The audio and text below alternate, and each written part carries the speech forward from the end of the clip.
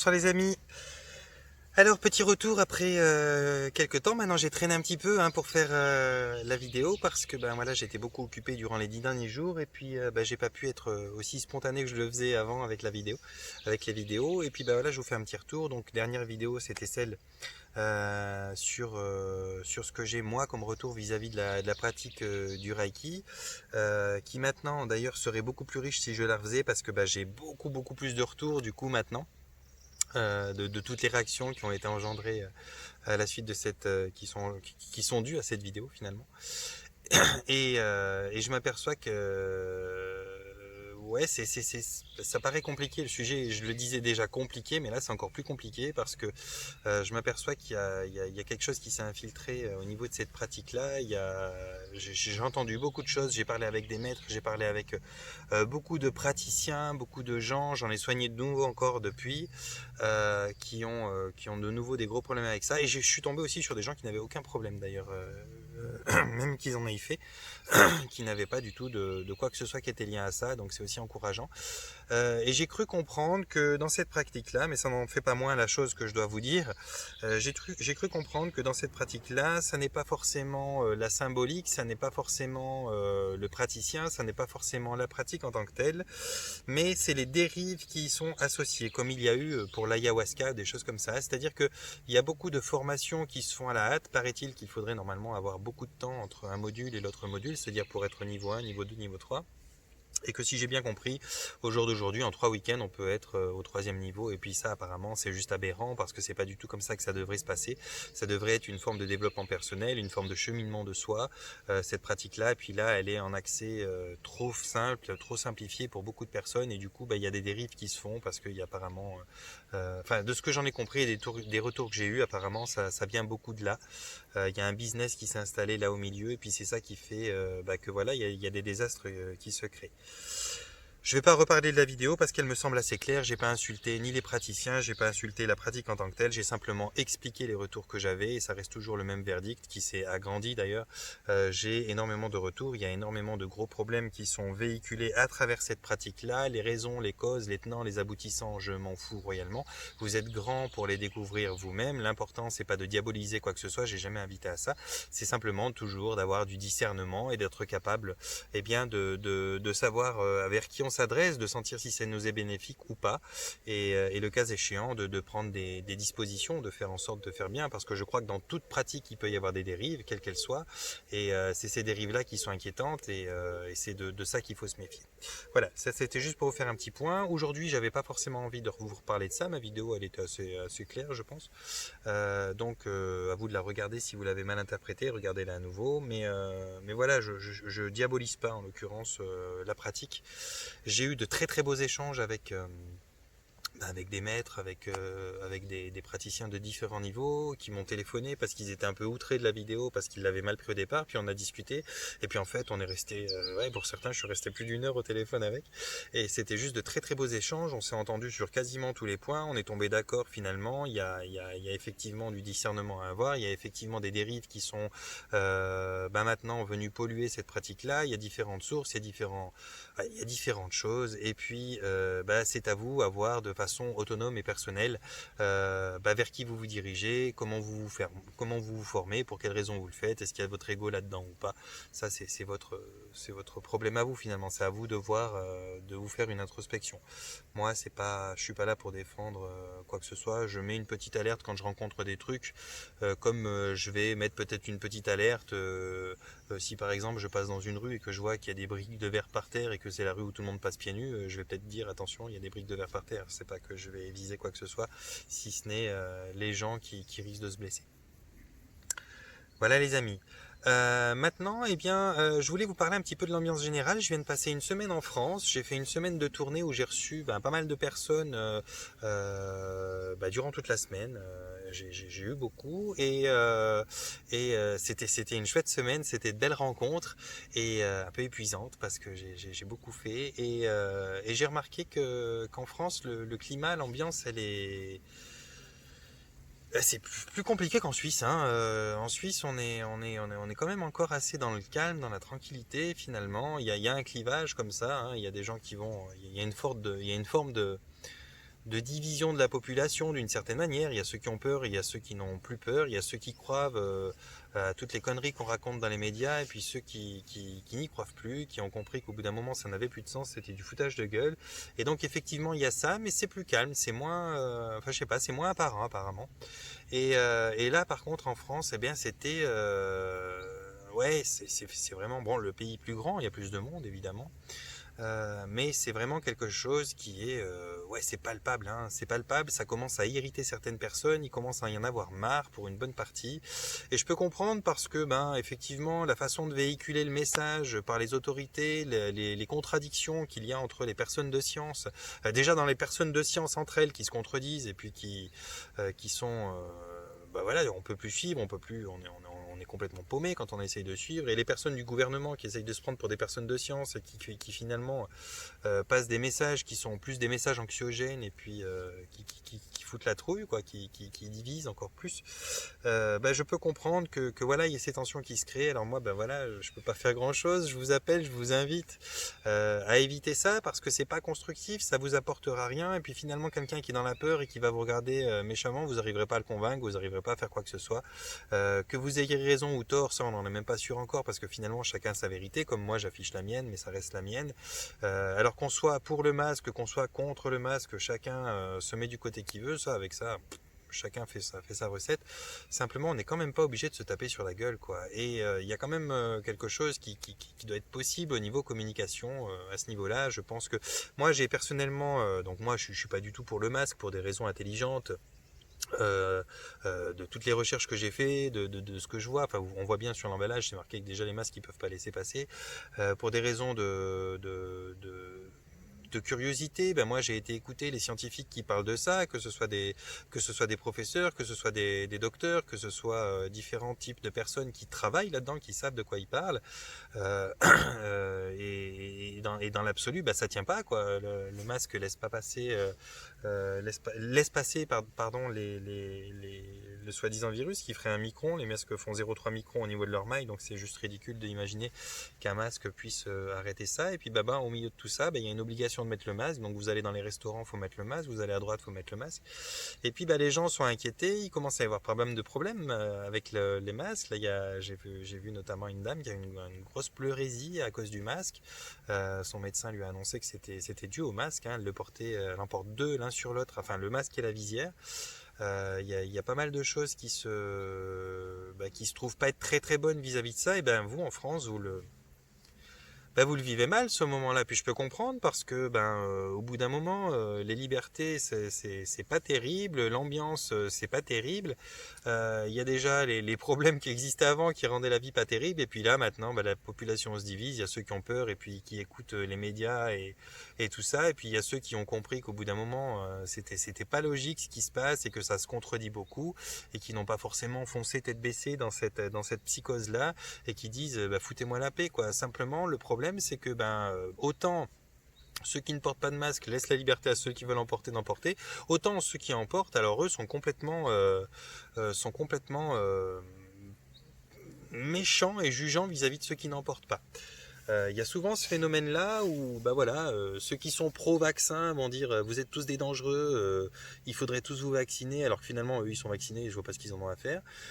Et puis ceux qui ne sont pas pour les vaccins vont dire écoutez, faites ce que vous voulez, moi ça me dérange pas que vous vacciniez, mais moi je me vaccine pas. Pour les masques c'est pareil.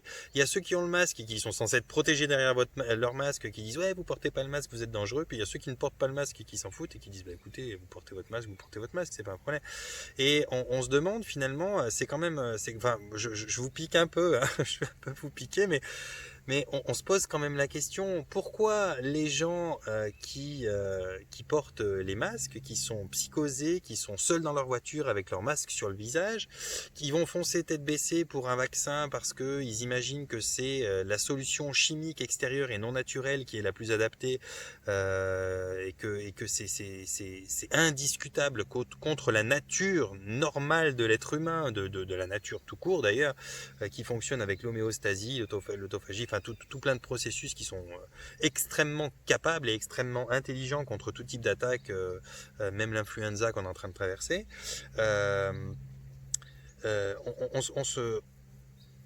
On se demande quand même pourquoi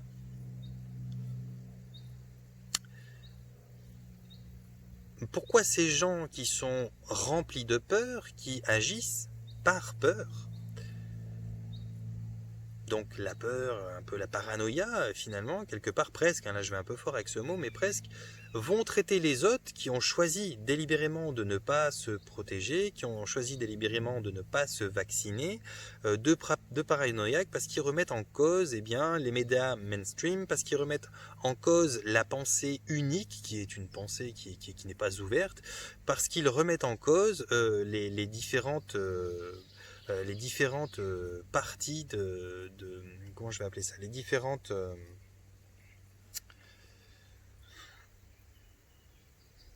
structures, les différentes structures qui sont indiscutables, qui vous annoncent des choses qui ne sont pas logiques. Ça n'est pas logique que ce soit au niveau de la santé, ça n'est pas logique que ce soit au niveau de l'efficacité, ça n'est pas logique que ce soit au niveau de la nature comme elle est faite, ça n'est pas logique. On fait quand même tout à l'envers, on n'a pas besoin de le prouver, ça fait des années qu'on le voit qu'on fait tout à l'envers, mais il y a quand même cette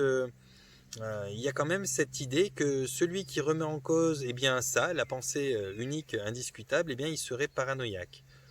Mais je pense pas. Je pense pas qu'une personne qui ne met pas son masque ou ne refuse de se faire vacciner parce qu'il sait que c'est du chenille ce qu'il va y avoir dedans, je ne pense pas que ce soit quelqu'un qui est paranoïaque. Celui qui est paranoïaque, c'est celui qui s'inquiète de tout et de n'importe quoi et qui va absolument toujours se protéger. Alors bien sûr, il y aura l'argument, ouais mais je le porte pas pour moi, le masque, je le porte pour les autres et ceci et cela. Oui mais enfin il faut quand même lire les gens. Sur les emballages des masques, c'est marqué que le masque il protège pas, hein. On n'est pas du tout dans des dimensions qui sont propices à ça. Sans compter que en plus ça vous abîme quoi, hein. Vous risquez beaucoup de choses à porter un masque en permanence comme ça. Au niveau social c'est une aberration, hein. Vous pouvez plus voir les sourires les uns des autres. Et puis je pense pas que dans cette saison, enfin je veux dire au bout d'un moment le pic de l'épidémie il est passé où que ce soit. Ça aussi c'est relayé. Je comprends pas ce que vous lisez les gens, hein, mais c'est relayé. Donc je comprends pas que vous en soyez encore à ces peurs là. Je vois bien que ça vient des médias, mais posez-vous quand même la question, plutôt que de vous battre entre vous, s'il n'y a pas quelque chose à voir à ce niveau-là, s'il n'y a pas discutez-en simplement, vous pouvez très bien en discuter finalement. Puis il n'y a pas des discussions qui sont calmes, c'est tout de suite la bagarre, c'est tout de suite.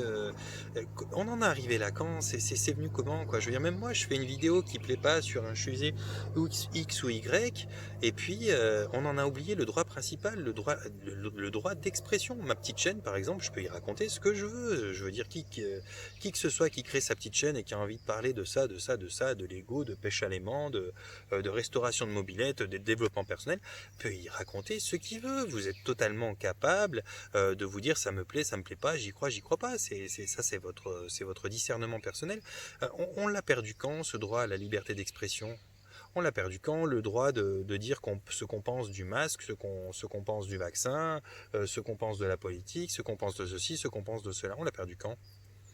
C'est quand le moment où tout d'un coup, ce qui pouvait très bien tourner autour d'une discussion s'est transformé en polémique? C'est quand que les échanges d'avis et les accouplements de différences et la force justement des différents points de vue est devenu un affrontement de gens qui croient savoir contre d'autres gens qui croient savoir. Je veux dire, d'un côté comme de l'autre, qui a raison, qui a tort?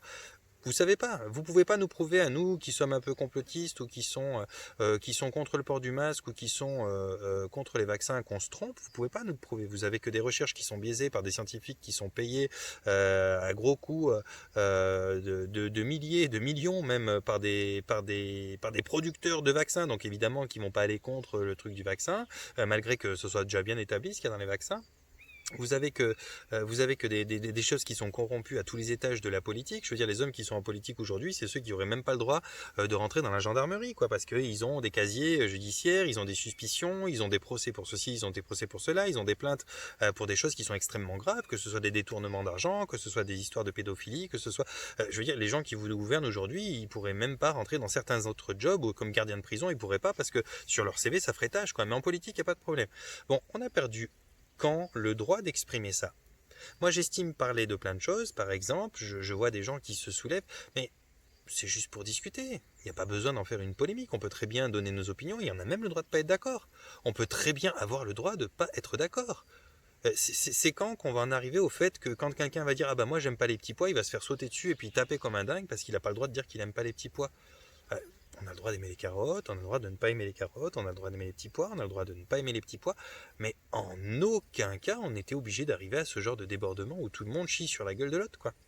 Alors j'ai constaté beaucoup ça dans mon déplacement en France et j'ai trouvé ça dommage. J'espère que ça ne va pas arriver en Suisse dans cette mesure-là, bien que dans mon propre entourage, je vois des réactions qui sont complètement, c'est fantastique, les proportions épiques que ça prend, c'est juste irréel pour des différences d'opinion, pour des, voilà, il y a une forme d'interdiction maintenant de s'exprimer sous peine d'être traité, taxé de complotiste, de fasciste, de je ne sais pas quoi. Et ça, mais on en arrive quand on en arrivait quand à ça C'est quand qu'on en arrivait à ça? Donc voilà, bah moi aujourd'hui j'ai constaté que c'était un petit peu dans le mauvais sens. J'ai pas forcément la science infuse pour vous raconter ce qu'il faudrait faire.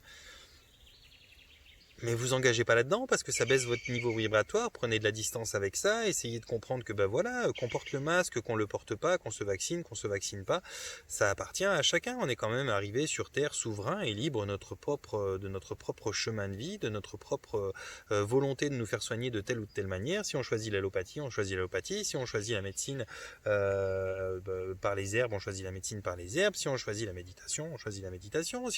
C'est ok, mais ça n'empêche pas le voisin de dire que ça lui convient, que ça lui convient pas, de dire ce qu'il croit savoir dessus, que ce soit moi, que ce soit toi, peu importe, chacun a le droit de s'exprimer et on a tout à fait le droit de ne pas être d'accord, et on a même le droit de ne pas trouver un terrain de communication adéquat sans pour autant se détester. Il y a les sujets desquels on parle, mais il y a nos personnalités derrière. Je veux dire que je sois d'accord ou pas d'accord avec quelqu'un qui va être, par exemple, parlons pour, je sais pas, là actuellement, c'est les masques, c'est les distanciations sociales, la vaccination hypothétique qui pourrait arriver très rapidement.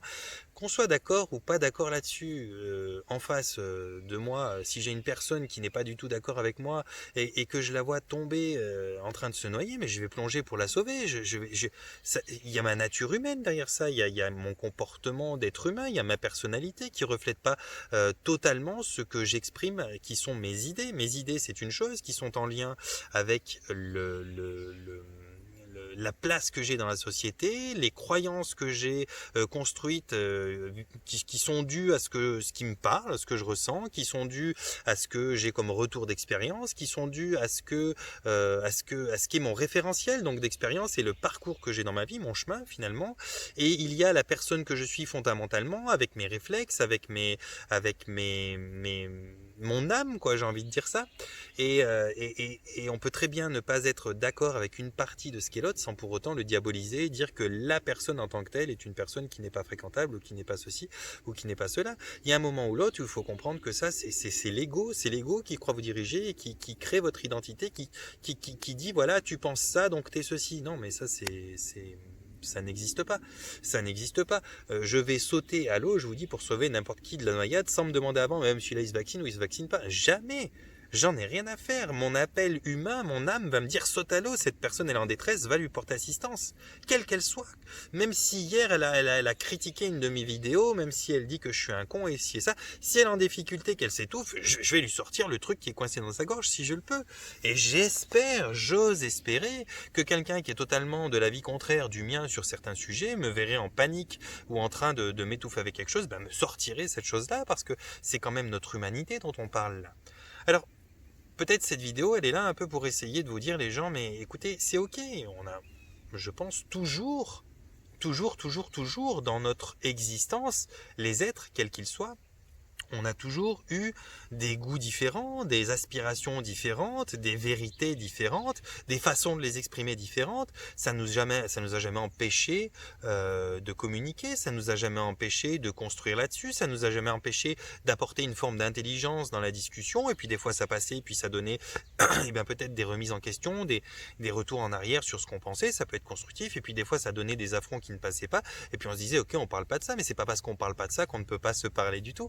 On a quand même le droit de s'aimer. Moi, je vois des divisions là qui sont en train de se créer dans mon entourage, qui sont des divisions de gens qui sont censés s'aimer pour des idées, ouais, on est totalement dans l'ego. Puis je l'ai beaucoup vu en France. Il y a des gens qui, dans leur propre famille, qui, dans leurs propres entourages proches, très proches quand même, se retrouvent à être divisés parce qu'on n'a plus le droit d'avoir une opinion divergente de notre père, de notre beau-père, de notre mère, de notre belle-mère, de notre compagnon, de notre belle-sœur. Et ça, c'est dramatique. Elle est où la richesse, la culture générale qui vient de d'autres endroits du monde? Elle est où la richesse de la différence? Elle est où la possibilité de comprendre que finalement, non seulement on a le droit à notre propre vérité et qu'elle fonctionne pour vous, qu'elle peut fonctionner pour nous, je veux dire qu'elle peut fonctionner peut-être pour quelqu'un d'autre, mais de comprendre que la vérité de l'autre peut aussi fonctionner pour lui. C'est quand qu'on a arrêté de croire à ça? C'est quand que... Mais ça a été vite, j'ai pas vu arriver quoi. Il y a eu un moment, ou alors je faisais pas gaffe, il y a eu un moment où ça a disparu quoi.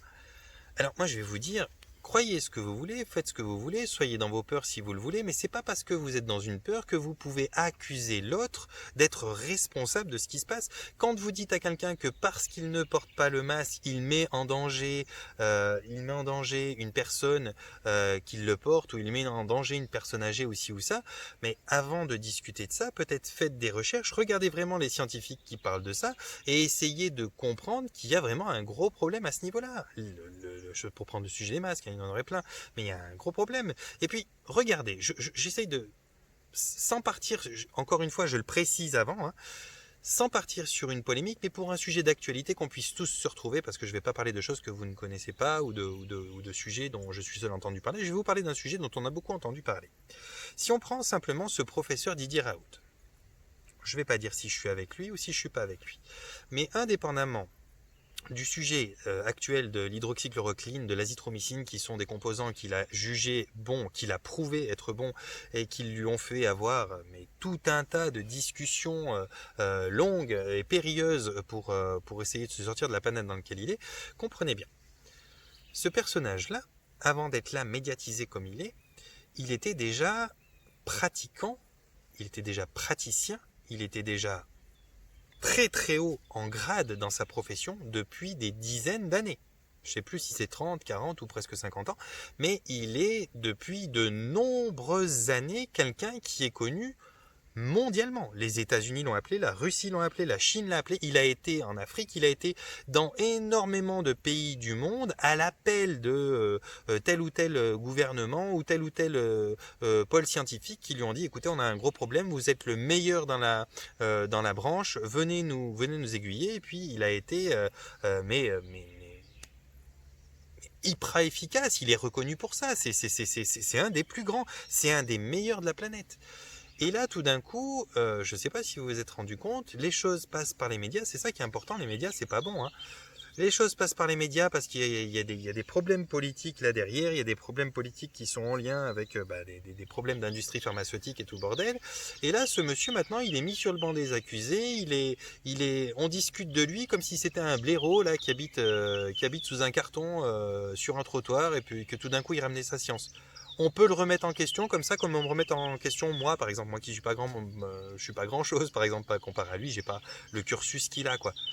Mais au bout d'un moment, comment on peut se permettre, nous qui n'y connaissons rien, de critiquer un mec qui a été appelé dans le monde, qui est reconnu pour ce qu'il est, et tout d'un coup, sur ce problème-là, qui n'est pas un problème différent de tous ceux qu'il a traités à travers le monde, alors là, puisque tel politicien, puisque tel truc a été mis en place, alors là, tout d'un coup, on le diabolise, c'est un trou du cul, il n'y connaît plus rien, on fait interdire ses traitements, on dit que ce qu'il fait est faux et tout ça. Je veux dire, à un moment ou l'autre, il faut quand même avoir du discernement, de la logique. Comment des gens comme ça peuvent être tomber du podium d'un coup? Comment certains hommes politiques tombent du podium d'un coup? Enfin, on vous fait tomber un gars parce que tout d'un coup, il a fait ci ou il a fait ça. Vous vous rendez pas compte un petit peu de ce qui se passe, les gens? Alors, ce qui se passe au-dessus, c'est des grandes intelligences qui s'affrontent les unes les autres, il y a des gros conflits d'intérêts, et puis à travers ça, elles font en sorte de faire tomber ce qui les dérange. Mais vous, le peuple qui suivez ça, mais commencez pas à vous battre contre ça. Vous connaissez pas l'historique de ces personnes-là, vous battez entre vous pour défendre une opinion de quelque chose qui est actuel. Le mec, il bosse depuis des dizaines d'années, et vous allez peut-être vous entretuer pour parler de lui depuis les 2-3 mois que vous le connaissez finalement. Et c'est sur la plupart des sujets comme ça. Alors, prenez un petit peu de recul, regardez un petit peu ce qui se passe dans l'historique des choses depuis longtemps, comprenez bien que tout n'est pas aussi simple que ça y paraît, et que tout n'est surtout pas aussi aussi moche que les médias veulent bien vous dire. On est dans les médias de la peur.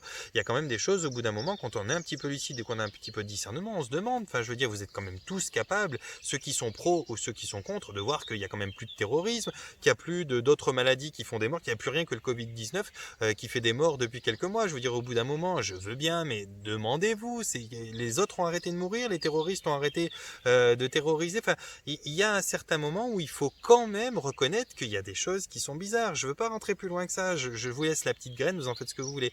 Mais avant de vous taper sur la gueule parce que vous pensez ceci ou vous pensez cela, mais regardez bien qu'est-ce qui se passe, regardez bien l'influence que la sphère médiatique a sur vous. Et la sphère médiatique, elle se prend des droits aujourd'hui de taper sur un scientifique de renom alors qu'elle n'est pas scientifique du tout.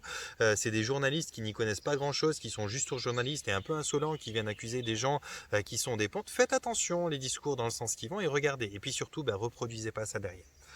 Voilà, je voulais pas aller bien plus loin que ça aujourd'hui, je voulais juste vous transmettre que ça m'a un petit peu attristé de voir ça, malgré que j'étais très content, j'ai fait des rencontres merveilleuses, c'était vraiment une tournée de dingue, je pense qu'elles vont toutes être comme ça d'ailleurs. C'était juste magnifique de voir ça, j'ai vraiment beaucoup apprécié.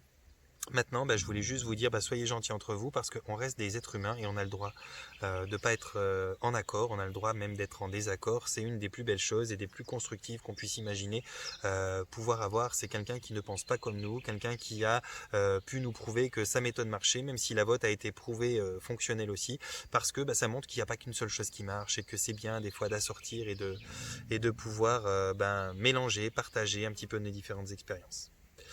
Voilà les amis, je me retrouve coincé dans un champ avec les vaches qui arrivent, mon patchy va se bouger, donc je vais vous envoyer un panier de bisous, je vous souhaite de vous porter bien, de prendre soin de vous, je vous les montre quand même, elles sont là, voilà. Elles arrivent vers moi, et comme je sais que Patchy, en général, il n'est pas trop chaud de les voir s'approcher vers moi avant qu'il aboie comme un fou, je vais vous laisser, je vais vous souhaiter une toute belle soirée. Je vais essayer d'être un peu plus régulier dans les vidéos que je vous apporte les prochains temps, mais j'ai été pas mal débordé. Je vous aime fort. Merci à tous ceux qui se sont abonnés, aux nouveaux. Merci à toutes ces merveilleuses personnes que j'ai rencontrées durant cette tournée que j'ai fait là-bas. Il va y avoir une vidéo témoignage que je vais faire bientôt où j'ai récolté quelques témoignages des gens que j'ai suivis. Donc ça va suivre. Et puis voilà, d'ici là, je vous souhaite de vous porter bien, de prendre soin de vous. Panier de bisous.